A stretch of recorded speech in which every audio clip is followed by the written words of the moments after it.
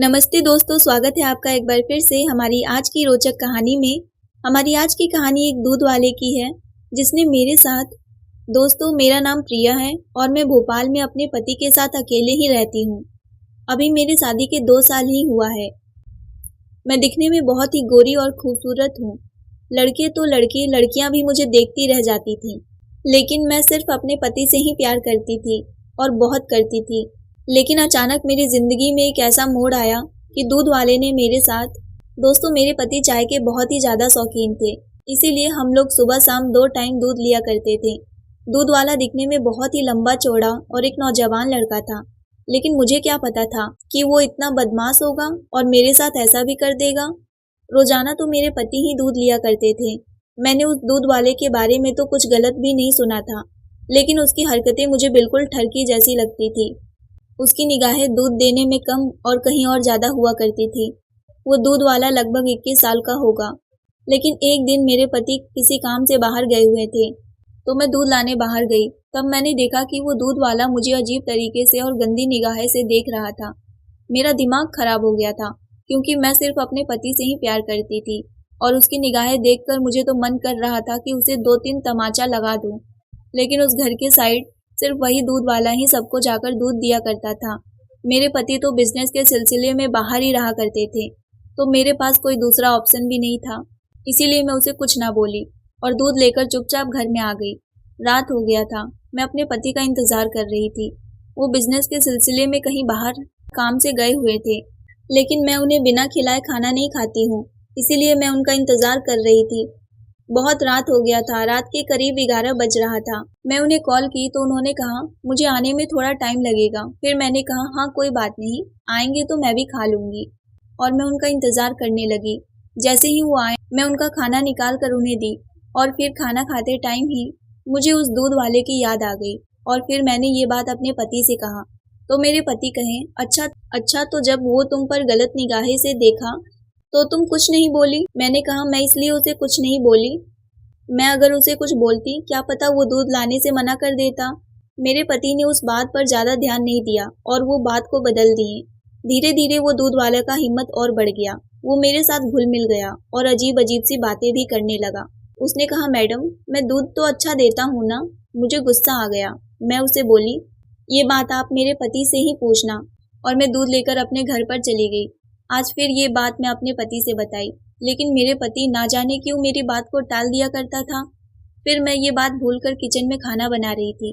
अचानक मेरे सामने वाली पड़ोसन आई और वो कहने लगी क्या कर रही हो प्रिया? मैंने कहा कुछ नहीं, बस खाना बना रही हूँ, आप बताइए। बहुत दिन बाद घर पर आई। वो बोली अरे वो तो मैं कहीं चली गई थी ना, इसीलिए नहीं आ पा रही थी।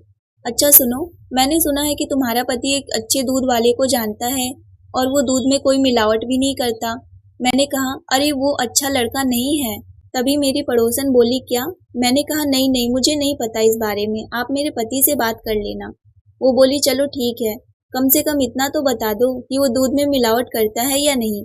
मैंने कहा नहीं, वो दूध में पानी तो नहीं देता है। अब कितने का दूध दे रहा है या दे पाएगा कि नहीं, आप मेरे पति से बात कर लेना, वो आपको बता देंगे। वो पड़ोसन बोली ठीक है, चलो तुम खाना बना लो, मैं शाम को आऊँगी। मैं बोली ठीक है। फिर मैं अपने काम में बिजी हो गई। धीरे धीरे कुछ दिन ऐसे ही गुजर गए। मुझे दूध वाले की नीयत सच में ठीक नहीं लग रहा था। मुझे मन कर रहा था कि कैसे मैं अपने पति को ये सारी सच्चाई बताऊं कि वो मेरी बातों पर विश्वास करें, लेकिन उन्हें तो मेरी बातों से कोई फर्क ही नहीं पड़ता था। वो हमेशा मेरी बातों को टाल दिया करते हैं। शाम को जब मैं दूध लेने बाहर आई तो मैंने देखा वो दूध वाला एक औरत का हाथ पकड़ रहा है और औरत उसे एक थप्पड़ लगा दी। तभी मैं समझ गई थी कि ये दूध वाला एकदम से ठरकी है। तभी तो उस औरत ने चांटा मारा उसे।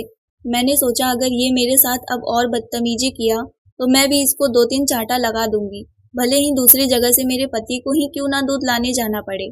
फिर वो दूध वाला आया और बोला मैडम दूध ले लीजिए। मैंने कहा तुम्हें अपनी निगाहें सही जगह पर रखकर दूध देनी चाहिए। वो बोला मैडम माफ़ी चाहता हूँ, आपको कोई गलतफहमी हुई होगी। मैंने कहा कोई गलतफहमी नहीं हुई है, क्या मुझे दिखाई नहीं देता कि तुम कहाँ देख रहे हो और कहाँ दूध दे रहे हो? उसने मुझसे माफ़ी मांगी कि उसकी निगाहें कहीं गलत जगह पर जा रही है। फिर उसने आगे जो कहा उससे तो मैं हैरान ही हो गई।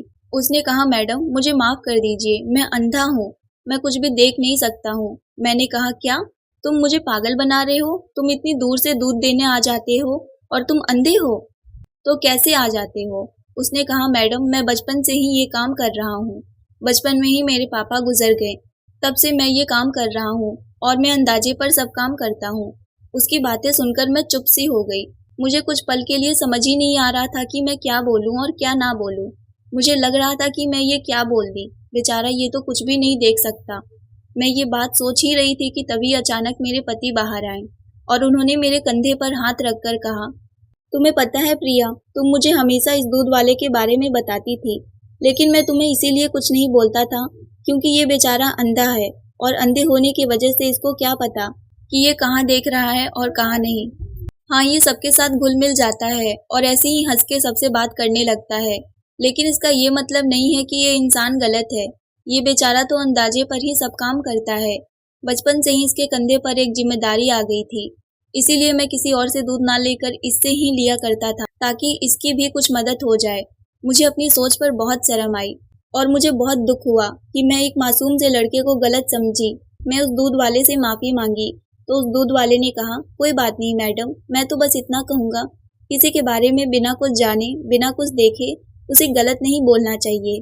क्या पता उसकी कोई मजबूरी रही होगी या फिर उसके पीछे कोई वजह। मैंने कहा, हाँ भाई, मैं आगे से ध्यान रखूंगी। फिर मैं अपने पति से माफ़ी मांगी। मेरे पति ने कहा, प्रिया तुमने अपनी गलती की माफ़ी मांग ली है और जिसे गलत समझा था उसने भी तुम्हें माफ़ कर दिया है, तो अब सब ठीक है। तुम अपना दिल छोटा ना करो क्योंकि तुम्हें भी ये बात पता नहीं था कि ये अंधा है।